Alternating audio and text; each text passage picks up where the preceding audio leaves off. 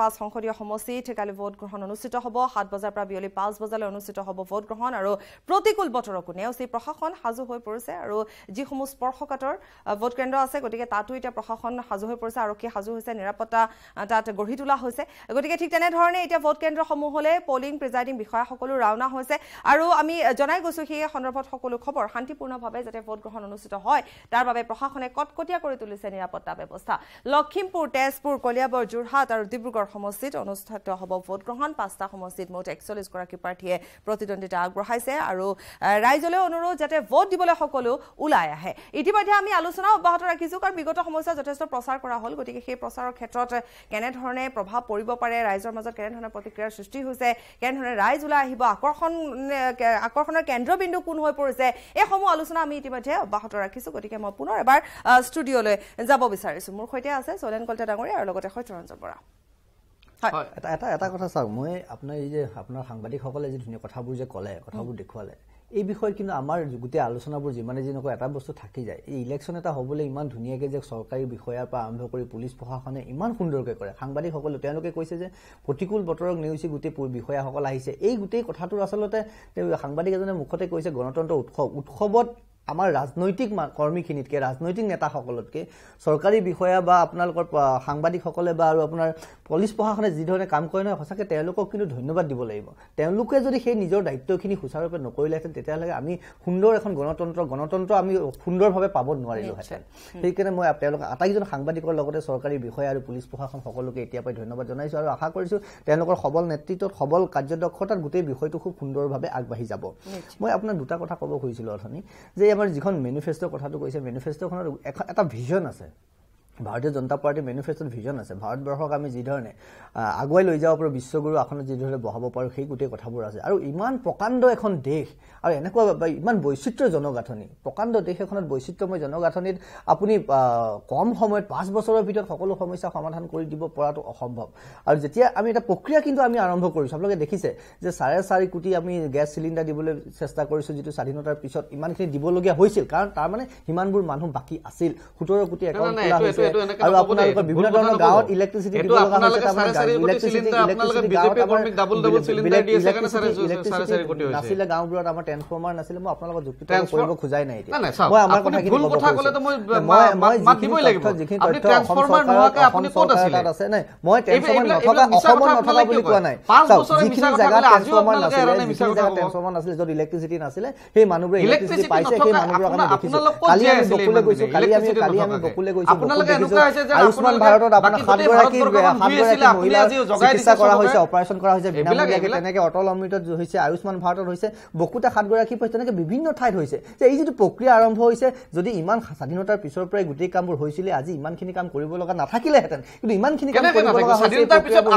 আমি কামবোৰ কৰি আছো প্ৰক্ৰিয়াটো আৰম্ভ হৈছে এই যিটো প্ৰক্ৰিয়া আৰম্ভ কৰিছে এই প্ৰক্ৰিয়াটো আগুৱাই যাব এই প্ৰক্ৰিয়াটো আগুৱাই যাব এই প্ৰক্ৰিয়াটো চলিছে বিভিন্ন ৰাইজে বুজি পাইছে যোৱাবাৰ মেনিফেষ্টো সময়ত এই ক্ষেত্ৰত অহাকালি বিজয় উৎসৱ কৰিব আপোনালোকৰ বিৰুদ্ধে বিজয় সাব্যস্ত কৰি নিজৰ জাতিৰ আপুনি চাব তেজপুৰ লোকসভা সমষ্টিত কালি ভোট দিব ভাৰতীয় জনতা পাৰ্টি তেজপুৰ লোকসভা সমষ্টিত আমাৰ কোনোবাই কৈছিলে যে কিন্তু দুয়োখন চৰকাৰে নিবনুৱা সমস্যাটো কেনে ধৰণে সমাধান কৰে এওঁলোকে চানাচুৰ বেপাৰীৰ নিচিনা এওঁলোকে চানাচুৰ বেপাৰীৰ নিচিনা কাম কৰি আছে এবাৰ আমি 17 কোটিটো আমি 30 কোটিলৈ যাব খুজিছোঁ আৰু আপোনাৰ গোটেই যিটো কৈছে এবাৰ আপুনি এটা কথা মন কৰিব কেৱল মাত্ৰ মানুহক ললিপপ দোকানীবোৰ আছে সেই সভাই বুজাই চানাচুৰ বেচাৰ নিচিনা এওঁলোকে ললিপপ দি সৰু সৰু বস্তুৰে এওঁলোকে মানুহক ভুলাই আছে দেশৰ উন্নতিৰ কথা পিঠি দিয়ে এওঁলোকে ভাৰতীয় জনতা পাৰ্টি গালি পাই থাকে তাৰ বাহিৰে ভাৰতীয় গণতন্ত্ৰ বিক্ৰী কৰিলে ভাৰতীয় জনতা পাৰ্টি ভাৰতীয় সংসদীয় চিষ্টেমক বিক্ৰী কৰিছে চাহ দোকানীৰ কাৰণে সৰু দোকানীৰ কাৰণে পান দোকানীৰ কাৰণে পকৰা দোকান দিব দিছিলে এবাৰ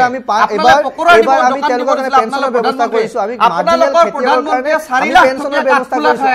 আৰু আপোনালোকে এমএ পাছ কৰা এমএসসি পাছ কৰা ল'ৰাক পকৰা দোকান দিয়ক এইবিলাক আপোনালোকৰ উন্নয়ন আছিলে আপোনালোকে চিলিণ্ডাৰটো কি পকৰা বেচিব দিছিলে নৰেন্দ্ৰ মোদীয়ে 4 লাখ টকা কাঠফুলা খায় আৰু আপোনাক পকৰা দোকান দিয়ক আপোনালোকৰ যদি মানে জীয়াই থকাৰ ইচ্ছা থাকে আপোনালোকে আজি বিজেপি ত্যাগ কৰক আৰু আমাৰ লগত আহক চৰকাৰ হোৱাৰ অলপ সন্মানে জীয়াই থাকিব শিকক সন্মানে জীয়াই থাকিবই দিয়া নাই জনতা পাৰ্টিয়ে জীয়াই থাকিবই দিয়া নাই অকণমান ৰখাম যে প্ৰথম কথা হৈছে মই দুয়োজনকে সুধিছোঁ যে নিবনুৱা সমস্যাটো কেনেকৈ সমাধান হ'ব দুয়োখনক চৰকাৰকে মই সুধিব বিচাৰিছো যে প্ৰতিখনে আসলে দেখিবলৈ গৈছে বৃদ্ধি পাই গৈ আছে গতিকে তেওঁলোকৰ বাবে কি কি কৰিব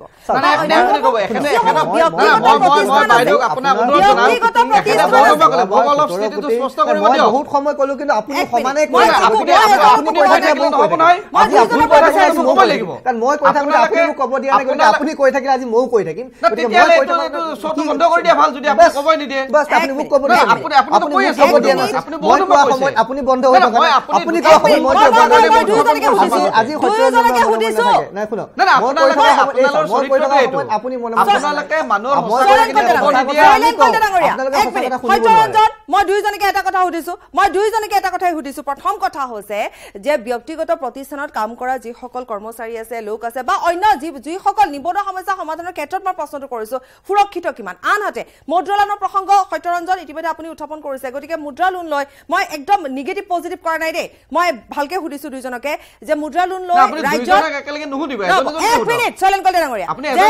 মই সুধি আছো মই এজনকে উত্তৰ দিব আপোনালোকে যে মুদ্ৰা লোন লৈ কিমান দূৰ উপকৃত হৈছে ৰাজ্যত মই দুইজনকে প্ৰথমতে চলেন কলে ডাঙৰীয়া আপুনি যদি উত্তৰ দিব বিচাৰিছে আপুনি উত্তৰ দিয়ক যে নিবনুৱা সমস্যা কেনেকৈ সমাধান হ'ব সত্যৰঞ্জন আপুনি কিছু সময় মনে সেইটো মই এটা কথা কৈ দিওঁ খালি মই ক'লে যে মাত নিদিয়ে মাজত ঠিক আছে হ'ব আপুনি নামাতেও মই নামাতো ঠিক আছে এতিয়া মই অকমান আগুৱাই আহিছো কথাটো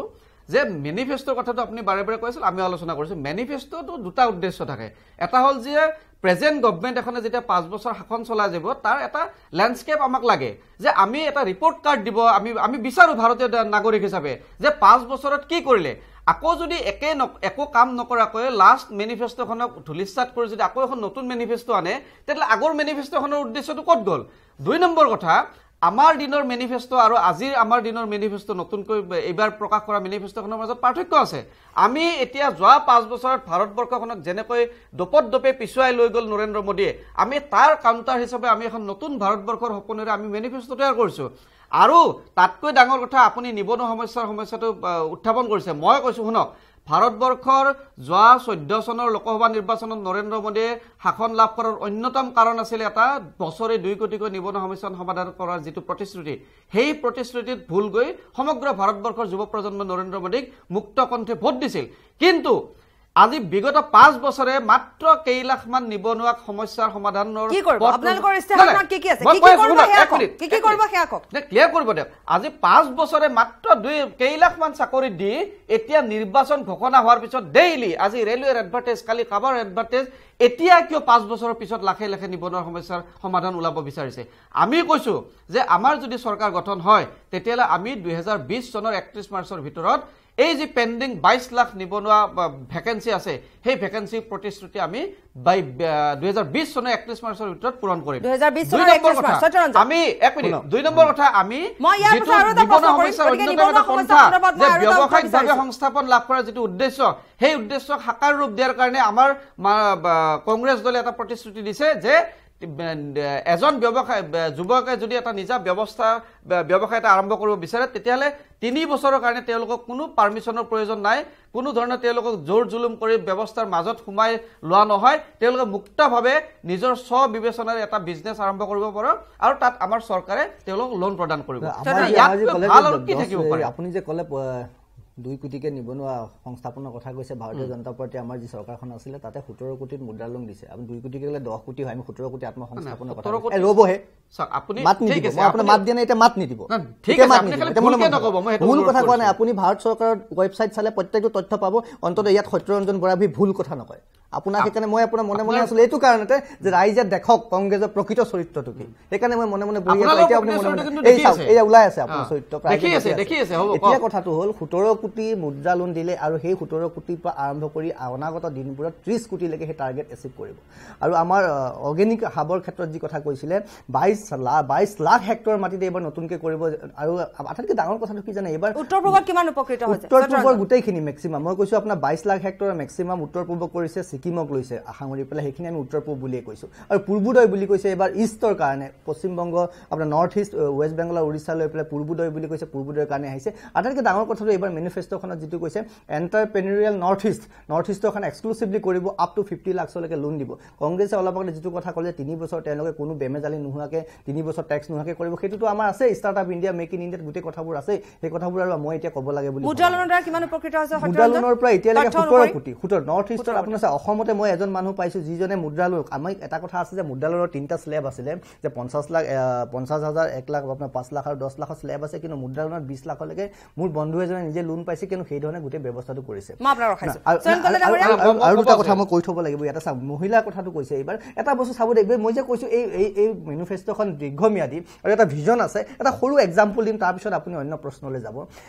এটা মেনিফেষ্টো এটা সুন্দৰ বিষয় কৈছে যে চৰকাৰী যিমানবোৰ প্ৰকিউৰমেণ্ট হ'ব চৰকাৰে ডিপাৰ্টমেণ্টে যিমানবোৰ প্ৰকিউৰমেণ্ট কৰিব তাত 10% ৰিজাৰ্ভ কৰিব মেণ্ডেটৰী কৰিব কাৰ কাৰণে জানেনে যিবোৰ অৰ্গেনাইজেশ্যনত যিবোৰ ফাৰ্মত 50% মহিলা এমপ্লয়ী আছে তাৰ মানে এই ৰিজাল্টটো আপুনি ইমিডিয়েট দেখা নাপাব পাৰে কিন্তু আগন্তুক দিনত 50% মহিলা থাকিলে মেণ্ডেটৰী কৰিব চৰকাৰে প্ৰকিউৰমেণ্টত 10% যিকোনো প্ৰকিউৰমেণ্ট কৰে তাৰ মানে মহিলাৰ এমপ্লয়মেণ্টটো বাঢ়িব মহিলাৰ ইনভলভমেণ্টটো বাঢ়িব মহিলা ৱমেন এমপ্লয়মেণ্টটো বাঢ়িব এটা দীঘলীয়া প্ৰক্ৰিয়াত এটা ভিজন লৈ পেলাই মেনিফেষ্টোখন আগবাঢ়িছে ভিজন লৈ ভাৰতীয় জনতা পাৰ্টি আগবাঢ়িছে কেৱল নিৰ্বাচনী বৰ্তমান মই চলেন কলে ডাঙৰীয়া যিহেতু আমি ব্যৱসায় নিবনুৱা সমস্যা চাকৰি এই সন্দৰ্ভত আমি কথা পাতিলো আপোনালোকে ক'লে যে 2020 চনৰ 31 মাৰ্চৰ ভিতৰত আপোনালোকে কিমান নিবনুৱা সমস্যা সমাধান কৰিব কিমান চাকৰি দিব আপুনি ক'লে মোক না শুনক এটো 22 লাখ ঠিক আছে এতিয়া আমি অন্য এটা প্ৰসংগলৈ আহো সেয়া হৈছে বানপানী সমস্যা 22 লাখ অসমতে দেখোন আছে কক না মোৰ কিন্তু ক'ব লগা আছে এতিয়া চাওক কথাটো হৈছে কি ভাৰতবৰ্ষটো অন্ধ নহয় ভাৰতবৰ্ষৰ ৰাষ্ট্ৰ অন্ধ নহয় এওঁলোকে মুদ্ৰালোনৰ কথা কৈছে চিলিণ্ডাৰৰ কথা কৈছে এওঁলোকে কোনে পাইছে মই চ্যালেঞ্জ কৰিছো নিউজ 18ৰ মজিয়াত অসমৰ 1000 জন যুৱকক মাতক এজনকৈ খাৰা কৰি সুধক যে আপুনি মুদ্ৰালোন পাইছে নেকি মই এজন ব্যৱসায়ী সৰু ক্ষুদ্ৰ ব্যৱসায়ী সৰু সৰু দুই এটা ঠিকা ঠুকলি কৰি চলি আছো মই বেংকত 4-5 বাৰলৈকে সুধিছো মুদ্ৰালোন কেতিয়া দিব মুদ্ৰালোন কেনেকৈ পাম বেংকে কয় এটো ঘোষণাত আছে এটো আমি দিব নোৱাৰো আপুনি নাপায় মই কিয় নাপাওঁ মই এলিজিবিলিটি আছিল মুদ্ৰালোন নপৰ কাৰণে আপোনালোকে কেইজনমান বিজেপি কৰ্মী মুদ্ৰালোন দিছে আপোনালোকে কাগজত লিখিছে মুদ্ৰালোন পাইছে বুলি কাক দিছে মই চ্যালেঞ্জ কৰিছো 1000 জন যুৱক মাতক আপুনি 1000 যুৱক মাতক আপোনালোকে আৰএছএছ ৰ কৰ্মী কেইজনমানক দিছে আপুনি কিয় মাত মাতিছে মই আপোনাক মাত মাতা নাছিলো আপোনাক মাত মাতা নাছিলো ৰব আপুনি মোক ক'ব দিয়ক আপোনাক মাত মাতা নাছিলো থাকক 1000 মাত মই চ্যালেঞ্জ কৈছে অৰ্গেনিক হাবৰ কথা 1 মিনিট বাইদেউ ক'ব দিয়ক আমাৰ গভৰ্ণমেণ্টে মনমোহন সিং ডাঙৰীয়া এজন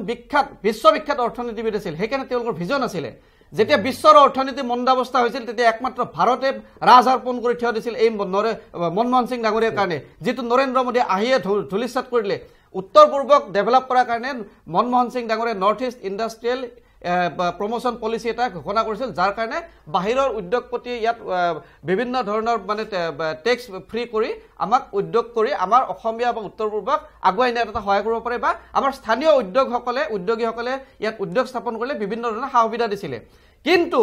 হেতু পলিসি নৰেন্দ্ৰ মোদীয়ে 14 চনত প্ৰধানমন্ত্ৰী হৈয়ে ধুলিসাৎ কৰি বাতিল কৰিলে কিন্তু মাত্ৰ কেইদিন মানৰ কাৰণে হেতু পুনৰ খুলি দি সৰ্বানন্দ সোণোৱালৰ নিচিনা এজন জাতিদ্ৰোহী মুখ্যমন্ত্ৰীৰ লগত বৈঠক কৰি কেইদিন মানৰ কাৰণে খুলি দি কেৱল মাত্ৰ ৰামদেৱক উত্তৰ অসমত হাজাৰ হাজাৰ বিঘা মাটি দি পতঞ্জলি গঢ়াৰ কাৰণে যি উদ্যোগ স্থাপন কৰিলে যি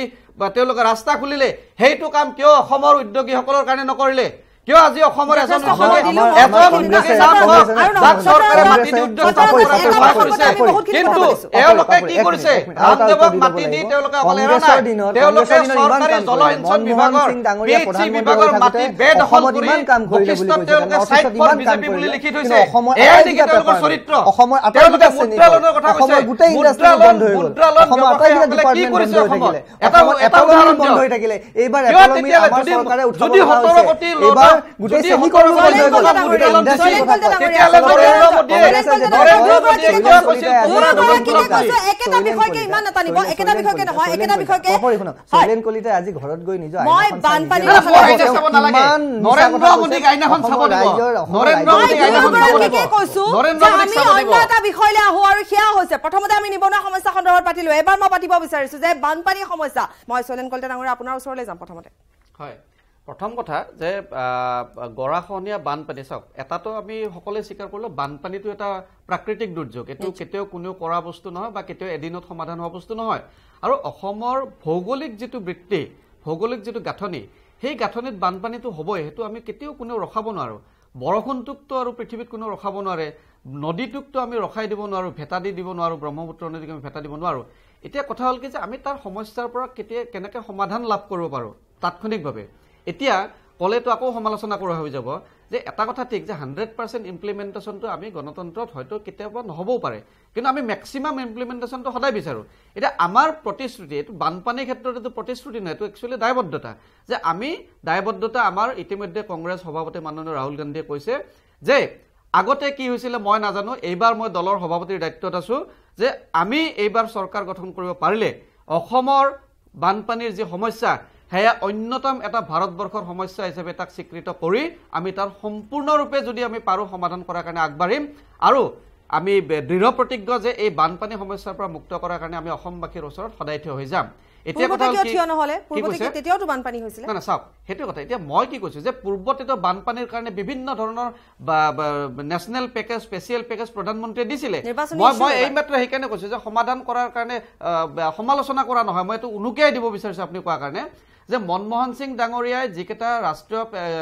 বিশেষ পেকেজ দিছিলে বানপানীৰ সময়ত অসমক তাৎক্ষণিকভাৱে উদ্ধাৰ কৰাৰ কাৰণে হেইকেটা আপোনালোকে আজি বিজেপি ৰাজ্যতো চৰকাৰ আছে কেন্দ্ৰতো চৰকাৰ আছিলে আপোনালোকে বিচাৰিলে সাংবাদিক হিচাপে বোলে হোৱাইট পেপাৰ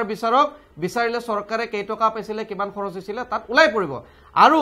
মই নিজে এটা সংবাদ মাধ্যমৰ জৰিয়তে গুৰুতৰ অভিযোগ উঠাইছিলো 2015 চনত যে নৰেন্দ্ৰ মোদীয়ে হেলিকপ্টাৰেৰে আহি অসমৰ বানপানী চাইছিল কেন্দ্ৰৰ এজন আৰু মন্ত্ৰী আছিল মই নামটো পাহৰিলো তেওঁলোকে আহি নীতিন গাডকাৰীও আহিছিল তেওঁলোকে আহি গোৱালপাৰাৰ বানপানীৰ অৱস্থা দেখি যেতিয়া মুদছৰ ওপৰলৈকে পানী উঠিছিল তেতিয়া তেওঁলোকে 2000 কোটি টকা সমগ্ৰ উত্তৰ পূৰ্বাঞ্চলৰ কাৰণে ঘোষণা কৰিছিল আৰু তাৰে 700 কোটি টকা অকল অসমৰ বানপানীৰ কাৰণে তেওঁলোকে প্ৰতিশ্ৰুতি দিছিল ঘোষণা কৰি গৈছিল কিন্তু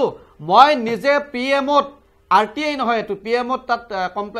ডাটা বিচাৰিব পাৰি এটা ওয়েবসাইটৰ জৰিয়তে মই অনলাইন ডাটা বিচাৰিছিলো তাৰ অনলি 151 ক্ৰোৰ ৰিলিজ কৰিছে গোটেই হে 2000 টকীয়া পেকেজ 2000 কোটি টকীয়া পেকেজটো হে দেই অকল অসমৰ কাৰণে নহয় 2000 কোটি টকীয়া পেকেজটোৰ 151 কোটি টকা মাত্ৰ ৰিলিজ কৰিছিল বাকি অসম মাৰাগুলি এওঁলোকৰ উদ্দেশ্য হ'ল হেতু মই হিদনাখন এটা টকছত উত্থাপন কৰিছিলো কেশৱ মহন্তৰ নিজৰ ভাতৃয়ে গোলাঘাটৰ তাত কলিয়াবৰত এটা মথাউৰিৰ কাম লাভ কৰিছিল মই এটো অভিযোগ দিছো আপোনালোকে প্ৰমাণ কৰক যদি মিছা মোক ক'ব তেওঁলোকে যিমান ঘটালা কৰিছিল সমগ্ৰ স্থানীয় ৰাইজে তাত লগ লাগি কাম বন্ধ কৰি পেলাইছিল তো এইবিলাক যদি কৰে তেতিয়ালতো সমস্যাৰ নাম কৈ লাভ নাই ৰঞ্জন চাও বানপানী সমস্যাটো স্বাভাৱিকতে প্ৰাকৃতিক সমস্যা আৰু ইয়াৰ এটা পাৰ্মানেন্ট সলিউশন কৰাটো আমাৰ বাবে অসম্ভৱ যেনে লাগিব গোটেই কথাটো কাৰণ বানপানী কেতিয়া আহিব কাক সুধি আমাক কাকো সুধি পেলাই নাই কিন্তু কথাটো হৈছে যে কোনে কি কৰিলে কি নকৰিলে ইমান বছৰ এটা সমস্যা হৈ থকাৰ পিছতো আমি কি ধৰণে এড্ৰেছ কৰিব লাগিছিল সেই ধৰণে এড্ৰেছ তাহানিটো কৰিব পৰা নাই আজিও কৰিবলৈ যথেষ্টখিনি কাম আছে বুলি মই ভাবিছো কিন্তু এই বানপানীৰ পৰা যিখিনি মানুহ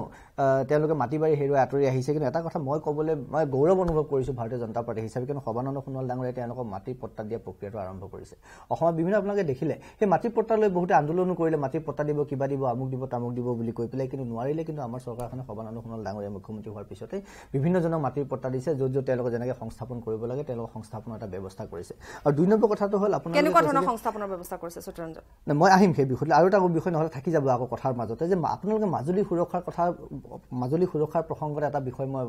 আপোনালোকক দেখাব খুজিছো যে ভাৰতীয় জনতা পাৰ্টি হোৱাৰ পিছতে মাজুলী সুৰক্ষাৰ কাৰণে যি ধৰণে বিজ্ঞানসন্মতভাৱে আগবাঢ়িছে আপোনালোকে জানি এতিয়া সুখ পাব যে জিঅ' বেগেৰে শালমৰা চুমৈমাৰী অঞ্চলত যি ধৰণে কাম চলিছে এবাৰ আপোনালোকে সাংবাদিকক পঠিয়াই তালৈ পঠিয়াওক আৰু সেই কাম কি ধৰণে আগবাঢ়িছে মাজুলীত প্ৰথমবাৰ বিজ্ঞানসন্মতভাৱে মাজুলী সুৰক্ষা বিভাগৰ গাফিলতিৰ কথা বাৰে বাৰে আমি দেখি আহিছো মই কৈছো যে বিভাগৰ গাফিলতি থাকিব বিভাগৰ গাফিলতি ঠিকাদাৰৰ গাফিলতি কাম কৰা মানুহৰ গাফিলতি লেবাৰৰ গাফিলতি প্ৰত্যেকজন মানুহৰ গাফিলতি থাকিব কিয়নো এটা শুদ্ধ কাম সঁচা কাম ভাল কাম হ'বলৈ এজন মানুহে কৰিব নোৱাৰে কেইজনমান মানুহে কেৱল চেষ্টা কৰিব পাৰে কিন্তু আমি যেতিয়া এটা সঠিক ৰিজাল্ট বিচাৰিম নহয় তেতিয়া সমাজৰ প্ৰত্যেক শ্ৰেণীৰ প্ৰত্যেকজন মানুহে সমানে আগবাঢ়ি আহিব লাগিব তেনেকুৱা সমস্যা সমাধান কৰিবলৈ আমি কংগ্ৰেছ বিজেপি বুলি ইয়াত তৰ্কাতৰ্কি কৰি থাকিলে নহ'ব ইয়াত বহি তৰ্কাতৰি কৰি থাকিলে নহ'ব তাৰ কাৰণে সমস্যাটো সমাধান কৰি আমি সকলো আগবাঢ়ি আহিব কাৰণ বানপানীটোৱে কংগ্ৰেছ এজিপি বিজেপি সুধি নাহে বানপানীটোৱে সকলোকে আহে গতিকে বানপানীৰ নিচিনা সমস্যা সমাধান কৰিবলৈ আমি কালেক্টিভ ৱেত আগবাঢ়িব লাগিব মই মাজুলীৰ সেই হালমৰা কথাটো কেৱল এক্সাম্পল হিচাপে দিব খুজিছোঁ বাকী তেনেকুৱা বহুত এক্সাম্পল আছে দি থাকিলে আপোনাৰ যিহেতু লিমিটেড টাইম ইমান টাইমৰ ভিতৰত গোটেই কথাখিনি কোৱা সম্ভৱ নহয় গতিকে মাটি পট্টা দি আৰু মাজুলী যিধৰণে সুৰক্ষাৰ চেষ্টা কৰিছে সেই কথাখিনি ক'লে আপোনালোকে বাকীখিনি নিজে বুজি পাই যাব তাতে মোৰ এক মিনিট ক'বলগীয়া আছে চাওক এটা কথা সঁচা যে ৰাজনৈতিক দলসমূহে প্ৰতিশ্ৰুতি দিবই এইটো এটা গণতান্ত্ৰিক প্ৰক্ৰিয়া প্ৰতিশ্ৰুতিটো এইটো কিন্তু বিষয় গুৰুত্বপূৰ্ণ বিষয় যে তাক পালন কিমান কৰিছোঁ আমি ইমপ্লিমেণ্ট কিমান কৰিছোঁ হা এতিয়া কথা হ'ল ঠিক আছে আমি বানপানীটো সঁচা কথা ময়ো কৈ গৈছোঁ যে কেতিয়াও এইটো একেবাৰে সমাধান কৰা বিষয়বস্তু আৰু কাকো সুধি নাহে সেইটোতো সঁচা কথা কিন্তু তাৰ সমাধানৰ বিজ্ঞানসন্মত কিছুমান পদ্ধতি অৱলম্বন কৰাৰ প্ৰয়োজন আহি পৰিছে পূৰ্বতে গ্লবেলাইজেশ্যন হোৱা নাছিল ইমান টেকনলজি হোৱা নাছিলে এতিয়া যিটো বিশ্বায়নৰ যুগ এতিয়া যিমান নতুন নতুন টেকনলজি আহিছে এতিয়া আমি অৱলম্বন কৰাৰ প্ৰয়োজন আছে আৰু তাৰ অন্যতম এটা পদক্ষেপ হিচাপে মই এজন কংগ্ৰেছৰ বিষয়ববীয়া হ'লেও এজন অসমীয়া নাগৰিক হিচাপে ময়ো উৎফুল্লিত হৈছিলোঁ যেতিয়া প্ৰধানমন্ত্ৰী নৰেন্দ্ৰ মোদীয়ে ঘোষণা কৰিছিল যে ব্ৰহ্মপুত্ৰ খনন কৰি দুইফালে এক্সপ্ৰেছ হাইৱে নিৰ্মাণ কৰিব ক'ত গ'ল এক ট্ৰাক মাটি পৰিছে নেকি এক মিনিট ৰ'ব আপুনি ক'তে মই মাতা নাই এক মিনিট ৰ'ব আপুনি ক'তে মই মাতা নাই ৰ'ব শুদ্ধকে ক'ব দিয়ক আচলতে মই দুজনকে কৈছো মই কথা পাতিম দুজনকে এটা কথা কওঁ যে এই যে বানপানী সমস্যাটো এই যে গৰাখহনীয়া সমস্যাটো এই যে এই সকল লোকক লৈ আপোনালোকে আচলতে প্ৰত্যেকে হেতালি খেলে কাৰণ চাবলৈ গ'লে দেখিবলৈ পোৱা যায় যে আপোনালোকে যেতিয়া নিৰ্বাচন আহে তেতিয়া প্ৰত্যেকে বহু ডাঙৰ ডাঙৰ আঁচনি ঘোষণা কৰে কিন্তু আমি দেখিছো সেইখন ছবি আমি যেতিয়া সংবাদ মাধ্যমে আমি যেতিয়া প্ৰচাৰ কৰো সেই বাতৰি পঢ়োতে আমাৰ চকুলৈ ওলাই এনে ধৰণৰ দুৰৱস্থা কিন্তু তাৰ পাছত সেই যি অৱস্থা সেই অৱস্থাই হৈ ৰয় মাথাউৰিতে তেওঁলোকে বসবাস কৰিব সত্যৰঞ্জনে এটা কথা কৈছিলে যে সংস্থাপনৰ কথা পাতি থকা হৈছে ক'ত সংস্থাপন কেনেকুৱা ধৰণৰ সংস্থাপন জানিব বিচাৰে আৰু এটা বিষয় মই আপোনাক কওঁ এইখিনিতে ব্ৰহ্মপুত্ৰখন আমাৰ এখনেই আমি পুৰুষ মানে মেইল ৰিভাৰ বুলি কওঁ আৰু সেইখন ইমান প্ৰকাণ্ড এখন নদী সাগৰৰ সম নদী এখনত আমি ড্ৰাষ্টিকেলি একো কৰিব নোৱাৰো তাৰ কাৰণে গৱেষণাৰ প্ৰয়োজন তাৰ কাৰণে গৱেষণাৰ প্ৰয়োজন আছে তাৰ কাৰণে ৰিচাৰ্চৰ প্ৰয়োজন আছে আৰু আমাৰ যিমানবোৰ খেলিমেলি হ'ল আজিলৈকে সেই গৱেষণাৰ ৰিচাৰ্চ বিষয়টোক আমি গুৰুত্বহীন কৰি পেলোৱাৰ কাৰণে এই গৱেষণাৰ ৰিচাৰ্চ ছাৰ্ভে কেছ ষ্টাডি নকৰাকৈ বিভিন্ন কাম কৰাৰ কাৰণে আমাৰ কোনো এটা প্ৰজেক্ট আজিলৈকে ছাকচেছফুল নহ'ল এতিয়া যে এই গোটেই 400 কোটি টকা আপোনালোকে চাব আপোনালোকে ক'ত বিচাৰিলে পাব 400 কোটি টকা কেৱল গৱেষণা কৰিব দিছে ব্ৰহ্মপুত্ৰ দুয়োপাৰে এক্সপ্ৰেছ হাইৱে কৰি কি ধৰণে এটা মানুহখিনিক এটা সঠিক দিশে লৈ যাব পাৰি সমস্যা গৱেষণা এটা এবছৰ দুবছৰ হোৱা বস্তু নহয় গৱেষণা এটা প্ৰক্ৰিয়া প্ৰতিশ্ৰুতি দিবই প্ৰতিশ্ৰুতি আছে কাৰণে প্ৰক্ৰিয়া আৰম্ভ হৈছে প্ৰতিশ্ৰুতিৰ লগত প্ৰক্ৰিয়া আৰম্ভ হৈছে মই আপোনাক সেইটো কৈছো নেকি আপডেট দিয়ক আপোনালে জনাব মোক নালাগে 400 কোটি টকাৰে যি গৱেষণা চলি আছে ডক্টৰ দুলাল চন্দ্ৰ গোস্বামী আপুনি ডক্টৰ দুলাল চন্দ্ৰ গোস্বামীক জানে নেকি দুলাল চন্দ্ৰ গোস্বামী আপোনাতকৈ বেছি ভালকে মই জানো তেতিয়াহ'লে আপুনি দুলাল চন্দ্ৰ গোস্বামীক দুলাল চন্দ্ৰ গোস্বামী মই দেখটো দিয়া নাছিলো গৱেষণা কৰাৰ কাৰণে আপোনালোকে দলে দিছিলে তেওঁলোকে কি ধৰণে প্ৰক্ৰিয়া কৰি আছে কি ধৰণে প্ৰক্ৰিয়া কৰিছে গৱেষণা কেনেকৈ কৰিছে তেওঁলোকে সাৰ্ভে কেনেকৈ কৰি আছে কি চলি আছে সেই গোটেই মাজুলীত জিঅ'বেগ বৈজ্ঞানিকভাৱে দৃষ্টিভংগীৰে গোটেই কামবোৰ গৱেষণা কৰি নিমাতী ঘাটত আধাৰশিলা স্থাপন কৰি গ'ল মাজুলীলৈকে দলংখন সেই দলংখন কেতিয়া হ'ব এবাৰ ক'বনে আপোনালোকে কৰিব নোৱাৰো এবাৰ ক'বনে নীতিন গাডকাৰীৰ দলংখন কেতিয়া ইমপ্লিমেণ্ট হ'ব ব্ৰহ্মপুত্ৰৰ লগত আমি ধেমালি কৰিব নোৱাৰো কথাটো ক'বনে মানুহৰ লগত ধেমালি কৰিব নোৱাৰো না নীতিন গাডকাৰীৰ দলংখন কেতিয়া হ'ব এবাৰ ক'বনে ৰাইজক সেইখনৰ ডিপিআৰ ইতিমধ্যে প্ৰস্তুত হৈছে আৰু শুনক ডিপিআৰ প্ৰস্তুত হৈছে আৰু লাষ্ট পাব এতিয়া আপোনালোকে লাষ্ট পাব বগীবিল আপোনালোকে নোৱাৰিলে কৰিব বগীবিল নোৱাৰিলে ধলাশদিয়া নোৱাৰিলে বগীবিল নোৱাৰিলে ধলাশদিয়া কৰিব নোৱাৰিলে বগীবিল নোৱাৰিলে ধলাশদিয়া নোৱাৰিলে আপোনালোকে সেইখিনি আমি কৰিব লগা হৈছে গেছ কেকাৰ কৰিব লগা হ'ল আমাৰ প্ৰধানমন্ত্ৰী আহি গেছ কৰিব লগা হ'ল গতিকে কংগ্ৰেছৰ ইয়াত কি কথা ক'ব গেছ কেকাৰ আমি কৰিব লগা হ'ল গেছ কেকাৰ আমি কৰিব লগা হ'ল ধলাশদিয়া আমি কৰিব লগা হ'ল কৰিবতো নোৱাৰিলে কৰিব পাৰিলে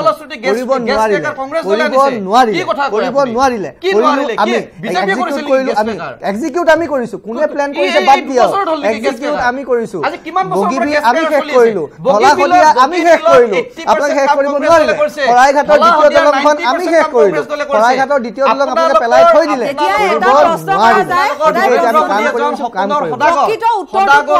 সদাগৰে মানুহক ভুল গুৱাই মানুহক প্ৰতিশ্ৰুতি দি সদাগৰে বেলেগ কথাৰ পৰা ডাইভাৰ্ট কৰি কেৱল মাত্ৰ কংগ্ৰেছে ৰাজনৈতিক দলে উন্মোচন কৰিলে তাৰ সমস্যা কৰি ৰাখিব বিচাৰে একমাত্ৰ এই সময়খিনি বুলি যে কৈছে নহয় অন্তত আমি সপোন বুলি যে কৈছো মানুহ সপোন লৈ জীয়াই থাকে গোটেই দেশখন মানুহ ব্যক্তিগত জীৱনৰ পৰা সপোন লৈ জীয়াই আছে আমি আশা লৈ জীয়াই আছো অন্ততঃ কংগ্ৰেছৰ দিনত এই আশা সপোনবোৰ নোহোৱা হৈ গৈছিল মানুহে জীয়াই থাকিবলৈ বাদ দিছিল অন্ততঃ আজিৰ দিনত আপুনি ঠিক কথা কৈছে ভাৰতীয় জনতা পাৰ্টিৰ নেতৃত্বত মানুহে জীয়াই থকাৰ সপোন দেখিছে ভাৰতবৰ্ষৰ ইতিহাসত আশাবাদী হৈছে সপোন দেখি নৰেন্দ্ৰ মোদীৰ নেতৃত্বত এই হৈছে ইতিবাচক প্ৰভাৱ ইতিবাচক পৰিৱৰ্তন আৰু এই পৰিৱৰ্তন ভাৰতৰ ইতিহাসত কেৱল নৰেন্দ্ৰ মোদীৰ নেতৃত্বত হাইয়েষ্ট কৃষকে আত্মহত্যা কৰিছে তেওঁলোক কি সপোন দেখিছিল প্ৰকৃত উত্তৰ এতিয়া কৃষকৰ সমস্যা সন্দৰ্ভলৈ আহিছো মই এবাৰ তেতিয়াহ'লে কৃষকৰ বাবে আপোনালোকে যে ইস্তাহাৰত যি প্ৰকাশ কৰিছে কি কি আঁচনি গ্ৰহণ কৰিব বা মই কৈছো দেই কেনেকে ধৰণে আপোনালোকে আগবাঢ়িব কৃষকসকলৰ সমস্যা বজাৰৰ ক্ষেত্ৰতে হওক মই দুইজনকে সুধিম প্ৰথমতে মই সত্যৰঞ্জনৰ ওচৰত আছো বজাৰৰ ক্ষেত্ৰত কেনে ধৰণৰ ব্যৱস্থা গ্ৰহণ কৰা হ'ব আপুনি কৃষকৰ কথাটো সুধোতে মোৰ মনটো ভাল লাগি গৈছে কাৰণ মই নিজে কৃষকৰ লগত জড়িত হৈ আছো আপুনি জানি ভাল পাব এইবাৰ মেনিফেষ্টত আমি গোটেই অসমখন ঘূৰি আমি যে ভাৰতীয় জনতা পাৰ্টি কিষাণ মৰ্চাৰ বুনিয়াদ নিৰ্মাণ অভিযান চলি আছিলে অসমখন ঘূৰি আমি দেখিলো যে অসমৰ কৃষকসকলৰ যিটো সমস্যা 90 to 95 to 80 98% মাৰ্জিনেল ফাৰ্মাৰ তেওঁলোকৰ সমস্যা ঢেৰ আৰু মাটি পট্টাও নাই বহুতৰ খেতিয়কৰ এতিয়া আমি দেখা পালো যে তেওঁলোকক অৰ্গেনাইজ কৰিব লাগে এই গোটেইবোৰ চাই চিতি আমি কেন্দ্ৰীয় চৰকাৰখনলৈ নৰেন্দ্ৰ মোদী ডাঙৰীয়ালে আমি 10টা পৰামৰ্শ আগবঢ়াইছিলো তাতে 6টা পৰামৰ্শ এইবাৰ আমাৰ মেনিফেষ্টখনত তেওঁলোকে অন্তৰ্ভুক্ত কৰিছে সেইটো অসমৰ কাৰণে গৌৰৱৰ কথা যে অসমৰ চিন্তা কেন্দ্ৰীয় চৰকাৰে আমাক গ্ৰহণ কৰিছে একচেপ্ট কৰিছে মেনিফেষ্টত ৰাখিছে প্ৰথম কথাটো কৈছে যে আমি কৈছো মাৰ্জিনেল ফাৰ্মাৰৰ পিছত তেওঁলোকে খেতি কৰিব নোৱাৰা হৈ যায় 60 বছৰ বয়সত তেওঁলোকৰ পেঞ্চনৰ ব্যৱস্থা কৰিছে আৰু সময় যেহেতু নাই 1 মিনিট আছে মোৰ হাতত গতিকে মই চলেন কন্যা পৰা অৰ্গেনাইজ কৰিব চেষ্টা কৰিছে গোটেই খেতিয়কখিনি অৰ্গেনাইজ কৰিব চেষ্টা কৰিছে লৈ যাব চেষ্টা কৰিছে আৰু বি কিপিঙৰ কথা কৈছে বি কিপিং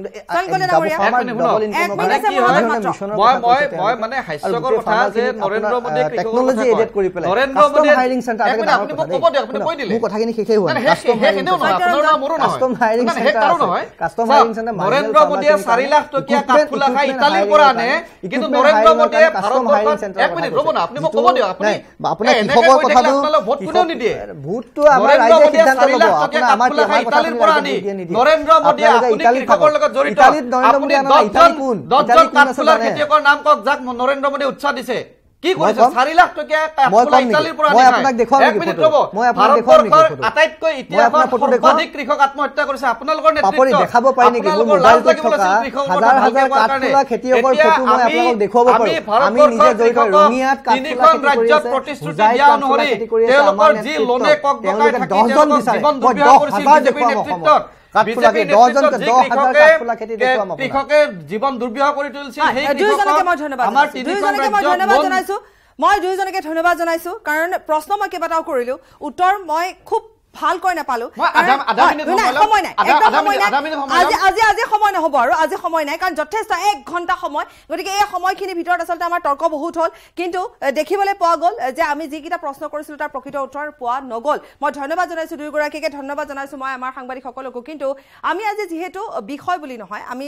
প্ৰতিবাৰে যিহেতু নিৰ্বাচন সন্দৰ্ভত আমি কথা পাতি আহিছো আমি কাইলৈ যিটো প্ৰথম পৰ্যায়ৰ নিৰ্বাচন গতিকে সেই সন্দৰ্ভত আমাৰ সাংবাদিকসকলে ইতিমধ্যে বিভিন্ন প্ৰান্তৰ পৰা খবৰ আমাক জনাই আহিছে কেনেদৰে সকলো সাজু হৈ উঠিছে কিন্তু সমান্তৰালভাৱে আমি কেইটামান বিষয় লৈ আলোচনা আগবঢ়াইছিলো কিন্তু এই বিষয়সমূহ স্পষ্টভাৱে কিন্তু আলোচনা নহল তথাপিতো মই ধন্যবাদ জনাইছো সকলোকে আৰু ইয়াৰে সৈতে পঢ়িও নামৰ পৰা বিদায় লৈছো নমস্কাৰ